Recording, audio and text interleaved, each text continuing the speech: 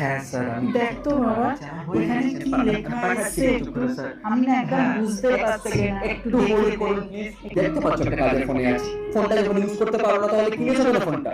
আমি এখন ব্যস্ত আছি, আমি পরে দেখবো। তুমি এখন যাও তো এখান থেকে। না না, হ্যাঁ হ্যাঁ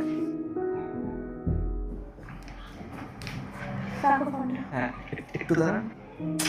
তো উনি তোমার মা হয়, তোমার কিন্তু ওনাকে সম্মান দেওয়া উচিত। হ্যাঁ মানছি আমি ওনার পেছনে লাগি, অনেক কিছু করি মজায় মজায়, বাট কোনো কিছু কিন্তু সিরিয়াস নয়। কথায় আছে না, দাঁত থাকতে দাঁতের মর্যাদা দেয় না মানুষ। এই ব্যবহারটা মোটেই তুমি ঠিক করো।